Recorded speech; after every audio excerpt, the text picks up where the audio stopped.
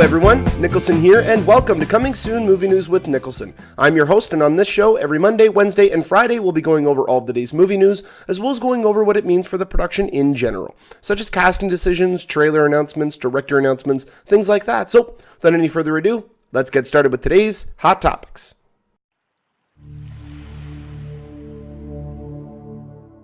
With Star Wars Celebration having taken place over the weekend in Anaheim, Lucasfilm took the chance to actually start their promotional train for Star Wars The Force Awakens. We got a brand new trailer for The Force Awakens, and we also got a lot of confirmations on Rogue One. So with The Force Awakens, let's get that one right out of the way. I don't think that, outside of the trailer being longer, I don't think we could have got a better trailer for this movie. This gave us everything I think that we wanted to see. We got to see what Kylo Ren looks like. So we got to see him from the front. So it almost did confirm that leaked image that came out like 6-8 months ago of what he actually looked like. But this one just did confirm it. It was nice to see him in HD, nice to see him in motion. He looks very menacing. The one thing that I'm still unsure of is what the character actually is. I think everybody out there is still questioning, like, I think we were all pretty sure that that's Adam Driver, but we want to know what race the character is. Is he a human? Is he, was he a Sith? Was he a Jedi? Is he some sort of alien? I think we're all very curious to see what that is. Because he's another masked villain, another very menacing masked villain, which I really like. And it keeps within the Star Wars mythos while still keeping or bringing in something new. So I'm really excited about it. I think he looks badass. I think he looks awesome. I can't wait to see the further explorations as to why this character is after everybody, why they're after all the relics and all that kind of stuff. We got to see the clone trooper for the first time. That was really cool. I mean, let's be honest. It's a stormtrooper just with chrome. But at the end of the day, looks badass. They got a cape. Only badass people in the galaxy get capes. So, I mean, let's be honest. I mean, Lando Calrissian, Darth Vader, they're badass. If they have a cape, they're badass. So I really do think that character is going to be of some importance. And again, with most other people out there, I'm pretty sure that that's Gwendolyn Christie in that character role, but we still don't know. There's still a lot of characters we haven't seen yet. I mean, we've heard Andy Serkis. We heard him in the first teaser. We have not seen or heard anything from Max von Sydow. We have not seen or heard anything from, what's her name? The girl from 12 Years a Slave. I just had it. Anyway, we haven't seen her, Lupita Nyong'o. We haven't seen her character yet or even heard her character. A lot of people are thinking it's Asajj Ventress. I hope they don't go that route. I hope we do get a new character with her. Just because Star Wars is such an expansive universe, even though the expanded universe stuff, which is now called Legends, I guess, does not actually count. But to me, the universe itself is so vast that I don't think we need to take characters that we've already seen. It would be really nice fan service, absolutely, but I think it's really great and a really great opportunity to create brand new characters. And I think that's the way, at least I hope, that they go with this. But let's get to some of the standout shots. I mean, that opening shot alone set up Star Wars. Like, that was what everybody wanted from Star Wars. It looks dirty. It looks lived in. It looks like this would not necessarily be a great place to live, but you can almost tell that they are now on the rebound from what happened in the original trilogy. It's now been 30 plus years since the original film. And so in that universe, I know it's been almost 40, but it's been 30 odd years in this universe since the end of Return of the Jedi. And it's, when I saw that, I was just like, oh, because that's what I've wanted to see. And I think I speak for a lot of people when I say that's what we've all wanted to see. We've wanted to see stuff like that. I mean, yes, it was cool seeing the burnt up Vader mask, although I really don't know how that's going to play in unless that's Kylo Ren and he is just collecting relics, and one of the relics he needs is Vader's helmet, or just wants is Vader's helmet. I mean, I still don't know what to make of that. I still don't know. I don't know if that's just shoehorning it in just for the sake of nostalgia. It looked cool, absolutely. I just want to know how it fits into the story. That's my main thing. I loved the shot of Oscar Isaac looking all cocky in the cockpit. And even at Star Wars Celebration, when he was out on stage, he said that he is the best pilot in the galaxy. He's hands down the best pilot in the galaxy. So he is the new Han Solo type. That was one of the rumors going around after he was cast, that Oscar Isaac was actually going to be a Han Solo type character. And I think we got a glimpse of that in this trailer, which I thought was, we're just getting little more insights into this trailer. But I think hands down the standout of this movie is going to be BB-8. I mean, if anybody out there watched the Force Awakens panel online, or if you were even at Anaheim, I mean, just seeing him come on stage, the way that the character was built, like, it's real. Let's just preface that. It's real. That is a real droid that they built. And he actually is a fully articulating soccer ball-like droid that has the headpiece that can independently move around on top of it. Like, it's such a feat of engineering. It's incredible. And to see him squaring off on stage with R2-D2, I thought was really cool. And I hope we get some of that in the movie, because that's just going to be entertaining. Like, that's just going to be so cool. And now I officially want a BB-8. I want one. I don't care what I have to do. I want one now. But yeah, just really cementing the fact that this movie is filled with practical effects. I mean, that hangar bay sequence, with all the explosions going on, that looked cool. Now, let me know in the comment section below about this, because I am not aware if a TIE fighter previously has been able to just hover. I know it's a very small thing, but if you look in that shot, the TIE fighter's actually hovering and shooting at everything in the hangar bay. And then he's actually like piloting and moving to the side, moving back. I did not know that they could hover. I thought that was a really cool and new thing to it. And also, I do like the designs of the new TIE fighters. They look very similar, but I like the white color on them. Just slight updates that they've done to it. I really do like that. And then, I mean, the shot of the Millennium Falcon driving through that, or flying through that tunnel, being chased by the TIE fighter, I thought that was really cool. But the standout of the whole thing was finally seeing Han Solo and Chewbacca back on the Millennium Falcon and almost breaking the fourth wall and saying, "Chewie, we're home." You know, I thought this was just done perfectly. We're still, 7 months out, almost 8 months out or something like that from the movie. We still got a lot of time ahead of us. We're still going to get at least one, if not two more trailers, which I'm still a little nervous about. But if they keep doing it the way that they've done, if we get, let's say, 3 teasers and then a full trailer, I'm okay with that. Because that, to me, you can't really spoil anything. I've already got 2 full trailers for we got a teaser and like a longer teaser. But we've already had a fair amount of footage from this movie, and I still have no clue as to what's going on. So I'm wondering if maybe J.J. Abrams and Christopher Nolan got together and said, this is how we're going to market a film. Because they both are excellent at being able to market their movies. They don't give away too much information. You know, that they just, everything about it just works for me. And it's refreshing, I think, is the way to go about it. Because these are filmmakers now that have enough trust of the studio that the studio is willing to give them a little bit of control over the marketing, which I think is awesome, because it to me makes a little bit more sense to have maybe not the director or the editor or anything like that actually make the trailer, but have them sign off on it. A lot of times directors and writers and producers do not get, or producers do, but directors don't necessarily get that capability. And to me, I think that's a little bit of a mistake, depending on the director. But I think most people out there, most directors out there, most writers, and even to some extent some producers, just don't get that level of control. And I think that does aid when they do get that level of control, or at least the ability to say, no, we need to cut that scene out and that scene out and that scene out, but the rest of the trailer works. I think that's the way that they need to go about it. And I hope that that's the way that they are going about it, because J.J. Abrams so far hasn't let us down with trailers.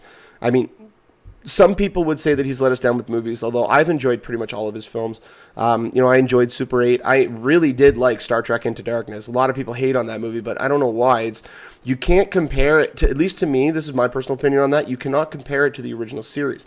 And a lot of people are saying, well, it's not like the other one, so it's garbage. And no, that's not the case. Take the marketing campaign out of your mind for a second. The fact that they were saying it's not Khan, it's not Khan, it's not Khan. Watching the trailers and then watching the movie and watching the story unfold throughout the film, I think is a great film. It's really well crafted. Are there mistakes? Absolutely. There's no movie out there that doesn't. Does this movie have more mistakes than others? Possibly. Depends on how you're feeling when you're watching the movie, I guess, because a lot of times you can watch a movie and you can forgive a lot of things just because of how the movie makes you feel. So I hope that is something that we get from Star Wars. But even more importantly than The Force Awakens, we got some new information on Rogue One. Now, it's not necessarily new, it's more just confirmations. So Gareth Edwards took the stage on Sunday to have a panel about Rogue One and talk about certain things, and he did confirm that the movie is indeed about a band of mercenaries and bounty hunters that are, or maybe it was mercenaries and rebel soldiers. I have to read it exactly, but they are going after the plans for the original Death Star.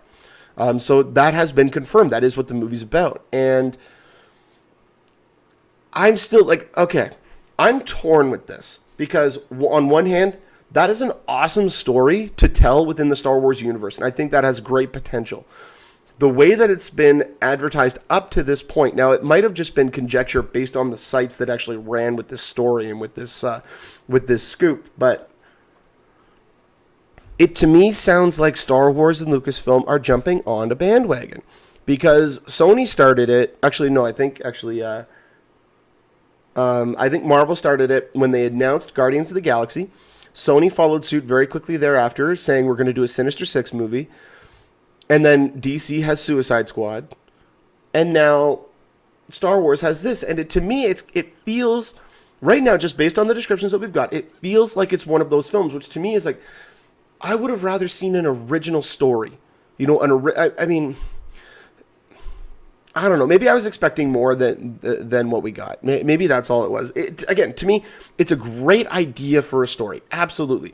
If Star Wars had to come out and announced it first, I probably wouldn't be having a problem. I'd probably be having more of a problem with Suicide Squad or with some of the other projects that came out afterwards. But the fact that Star Wars, which to me is one of the most cherished franchises out there, that they came out and announced a film that is very similar to what other movies that we've already got, big blockbusters, big standout movies that people are going to be able to compare it to. Now, maybe I'm going to be the only one comparing to it. I don't know. But ever since this has been announced, I've always had this feeling like, oh, really? Like, why? Why did this have to be a retread of what we've already seen in other franchises very recently? And, you know, I don't know. I'm still on board with the story. I think it's really cool. They also did confirm Felicity Jones will play a rebel soldier. No talk about Ben Mendelsohn, although I hope he signs on because he's awesome. And they did state officially that the film does take place between episodes 3 and 4, although it does take place closer to 4, which is what we've been hearing all along. But it's nice to get official confirmations from Gareth Edwards and from Lucasfilm that this is indeed what it's going to be called. And more importantly, they're no longer called standalones. They're no longer called spin-offs. They are known as Star Wars Anthology films. So the first one will be Star Wars Anthology Rogue One. Now, Josh Trank was supposed to come out on stage and talk about his spin-off movie. And he, unfortunately, was under the weather, according to reports. Now, I am one to agree with that, only because it was like an hour or two before the panel started that he removed himself. It wasn't the studio who removed him, to the best of our knowledge. It wasn't the studio who removed him. It wasn't anything of that sort. All of the signage had his name on it, that he was going to be there and having a press conference.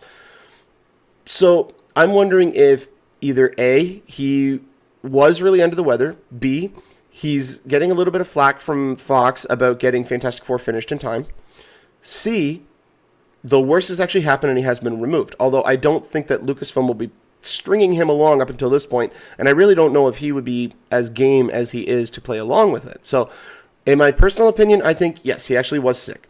And also, I don't think that there was really a lot for them to show or that they wanted to reveal about that film yet, because that's still so far away. Like, that's still 2018. You know, that's still 3.5 years away. We've still got plenty of time before that movie comes out. So, I mean, who knows? Maybe they're actually going to have that come out in December of 2017. I mean, you know, their plan all along has been yearly releases, but they're moving back to a May release to coincide with the 40th anniversary for Star Wars Episode 8. Maybe they're going to push, and then 6 months later, we're going to get another Star Wars movie, and then wait another year. I mean, who knows? We still don't know, but we're in Star Wars land right now. I mean, we're getting a Star Wars film in 7 months. We're getting another Star Wars film a year after that. We're getting another Star Wars film 5 months after that. I mean, this is an incredible time to be a Star Wars fan. I am so excited. Star Wars Force Awakens is going to be opening up this year on December 18th, followed by Star Wars Anthology Rogue One, which is going to be opening up next December on December 16th, 2016. If we do get more information about these topics, I will definitely update you guys on here.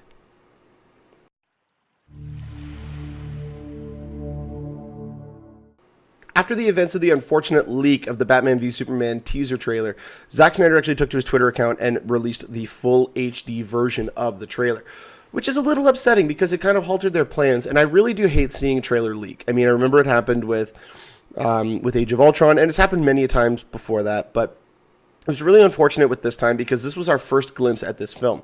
With Age of Ultron, even though, yeah, that was our first glimpse at the film, we were already introduced to this world and to these individual characters. Whereas with this movie, this was our first introduction to the new Batman. This was our first introduction to a shared universe and seeing the implications of Man of Steel and how that was going to affect the world's view on Superman. And so when we finally got to see the HD version, I mean, good God, this was an incredible trailer. And I've seen a lot of people crapping over the trailer. Again, I got to bring them up. Devin Faraci. I mean, good God, what the hell is wrong with this guy? I mean, you should see some of the comments that he's made about, like, what was the one? Actually, you know what? Give me a second. I will pull it up because I commented on it. Just 1 second. Trying to fill the air with talk. Where was it? It is right there. It is. Now, this wasn't about Batman v Superman, but this was about Star Wars, and this was directly from him. Star Wars is the most overrated franchise ever. That right there is clickbait. I'm sorry, but you are going to get people to click on that article solely because of the title. And people are going to click on it and say, what the hell is this asshole talking about? And they're going to go in and they're going to read through it. They're going to realize, wow, this guy is taking it from a very analytical point of view. He has not watched this movie to be entertained. He has watched this movie to figure out why people are obsessed about it and to nitpick it apart. And that is my biggest problem with him. I'm getting off on a tangent, but I don't care. I'm really ticked off with people like that who do that solely for clickbait. They solely will draw people in with differing opinions only because that differing opinion goes against what the vast majority of people out there are doing, regardless if that's his personal opinion. And it really pisses me off when I see shit like that. So, sorry for a little bit of swearing and all that stuff, but it really does piss me off when I see somebody of his stature, somebody who has as many followers and all of that kind of stuff, just talking shit for the sake of talking shit, not actually having valid opinions behind it or facts, or just making shit up. And it just really pisses me off. But getting back to the Batman v Superman teaser, I mean, the opening narration with people in astrophysics and astrology and you know politics, all in our world, talking about how this person is now going to be perceived. Like, how can a person of such stature be mired in such controversy? You know, the old adage is, you know, all power corrupts, and absolute power corrupts absolutely. And you know, and then you see Lex Luthor, or you don't see him, but you hear Lex Luthor say, you know, what does he say? Is it demons or devils? Demons don't come from the hell beneath us; they come from the sky. You know, I thought that was a powerful line. And then to me, the best line, the end line was great in the trailer, but the best line to me was given by Jeremy Irons as Alfred, and his line was, I wrote it down specifically so I wouldn't forget it. That's how it's. Excuse me. That's how it starts. The fever, the rage, the feeling of powerlessness that turns good men cruel. I mean, that is such a powerful sentence, mirrored with the shot of Ben Affleck, who you could tell, that's a troubled dude. That's a guy, and I think what they've done with that shot, now this may be me just reading too much into it, but I think what they've done with that shot is they've implied the fact that he actually has been retired for a while, and he is now, like, the pain is building up, the anger, the rage is building up within him, and he is now still deciding whether or not he is going to don the cowl and cape again. And clearly from the trailer, you do see it. But, I mean, just that shot alone, just you can see what is going on inside his head. Like, I mean, and it's just a stare. That's all it is, but it just shows the power of the acting that Ben Affleck can actually do. And again, just cements the fact of why he was the right choice. Now, again, it's a couple of shots that we've seen, but it is at least what we've wanted from a Bruce Wayne character. like, yeah, the Playboy is awesome and all that kind of stuff, but we want to see this guy in pain, but using that pain as anger, not as sorrow, not as just being sad. And we got that in that shot. And can we just take a second and talk about how massive of a Batman he is? I mean, that shot where he's in, I don't know where it is, but it's got all the pillars and it's got that little question mark on there that is most likely a nod to the Riddler. But when he's standing there and he turns, I mean, his chest is like this friggin' wide. I mean, it is massive. Like, good God. This is going to be the most physically imposing Batman we've ever had. He is massive. Like, there's only so much I can talk about that. I mean, Jesus Christ, I do not want to run into him, even in a suit. I mean, just in a regular suit and tie. The dude is massive. I mean, you know, another aspect of the trailer I liked was the fact that they kept it very centric on both Batman and Superman, and it was more so about how the world perceives Superman and now how Batman is going to be brought into this. And while we still don't know a lot about the story, I do feel that Bruce is going to be coming in and wanting to... I don't know if he's going to want to actually stop him, but he's going to try to reason with him, I think, and then Superman is actually going to be the one to instigate the fight. So, I mean... There's only so many reasons as to why Batman would have already created the armored suit and all this kind of stuff. If they're taking full inspiration from The Dark Knight Returns, then he already has it. I mean, he already has it built because Superman has existed in that universe. So within this movie, from my understanding, it's set 2 years after the events of Man of Steel. That would give Batman enough time to at least have constructed it, but that would also mean that if he was retired, he was aware of the fact that he was probably going to have to come back into the fold. So this is all speculation. This is all kind of going here, there, and the other place. So, I mean, I don't know exactly where they're going to take it. You know, there's a lot of avenues that they could take this down, but the last part of the trailer where he goes, "Tell me, do you bleed? You will." And that voice, okay, I might be one of the only people out there. That, to me, is the perfect way to go about doing the Batman voice. Because, okay, he's a billionaire. Bruce Wayne is a billionaire. He uses his technological know-how and his incredible intelligence to create not only the Batsuit, but all of his little gadgets, all of his vehicles, and all that kind of stuff. Why would he then only have to just change how he actually talks and talks like this? No, he would create some sort of voice-augmenting apparatus that would be built into all of his suits. And they would maybe have little microphones all around the mouth, the mouthpiece on the cowl. And he could have little speakers all throughout his suit that are able to amplify the audio coming from his voice. That way that people who are around him still can't actually hear his own voice. They're hearing the voice of the suit. And I hope that that is his voice in both the suits. Because that, to me, is the best way to go about giving him the Batman voice and to differentiate himself. Because I remember reading reports Christian Bale would throw out his voice for 2 or 3 days at a time on every day of shooting as Batman where he had to speak. Why the filmmakers and Ben Affleck himself would put himself through that when they can just do an augmented voice in the computer, which not only is simpler, it means that you can manipulate the voice how you see fit. So in editing, you can actually make it growler, or you can make it deeper, you can make it a little bit more menacing, or you could bring it back a little bit if you wanted to. It gives you a lot more customization, a lot more control. So I personally think that that is the best way that they've gone about it so far. I am going to be still going to the IMAX event tonight. Hopefully we're going to get some new footage, so I'm really excited about that. But yeah, I mean, like, the voice itself, to me, is the best way to go about it. I stand by that, and I do hope that in his regular suit that he talks like that as well. Although, I'm assuming that he is going to just have a regular altered voice, and then the armored suit is actually going to have that suit. The other theory going around is that it's not Bruce Wayne or Batman at all that's giving that line, which I think would be really cool. Now, I think El Mayimbe, Humberto Gonzalez, joked about it being Doomsday. But my God, is that a cool voice for Doomsday? I mean, if that is indeed the voice that Doomsday is going to go with, I'm on board 100%. because that to me is a really cool voice. But even if it is just Bruce, I think that is going to be a really, really cool showdown. And let's be honest, we know how it's going to end. We know that at the end of the movie, they're going to be friends or at least partners, and they're going to team up, and you're going to find the seeds being planted for the Justice League, because it is called Dawn of Justice. So there it is. I mean, goddamn, though, we got a Batman v Superman trailer. We've seen these guys on screen together in a single shot and in high definition. I mean, this is a great time to be a fan. Just a movie fan in general, but not only that, a genre fan, a comic book fan. This is a great time. We got Star Wars, we got the Marvel Cinematic Universe, we got the DC Universe. X-Men is now going to be expanding, and Simon Kinberg just did an interview talking about how the events of Days of Future Past are going to bleed into all three of the films, and Apocalypse itself is going to be another game changer of the film.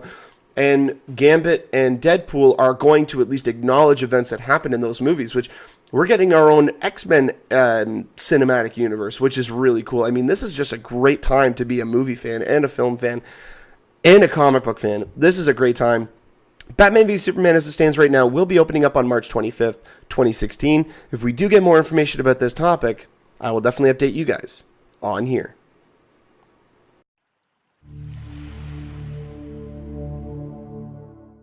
Well, that'll do it for this episode of Coming Soon Movie News with Niklsun. Thank you so much for watching. You guys have been a great audience. Go ahead and click that subscribe button there in the bottom corner. You can get updates whenever a new video is posted. You can also follow me on Twitter and Instagram at Niklsun, Niklsun, for all of your movie updates. And also give us a like on our Facebook page at facebook.com/movie news with Niklsun. Also, any updates about when an episode is going to be posted or what the contents of each episode are going to be included on the Facebook post. So definitely check that out if you guys are ever wondering about any information. If you ever have a topic or a question you'd like to have talked about on the show, you can go ahead and put a comment in the comment section, or you can email me at movienewswithniklsun@gmail.com. And on every Friday episode, we'll try to get to as many as I can. But until next time, you guys enjoy the rest of your day. Take care.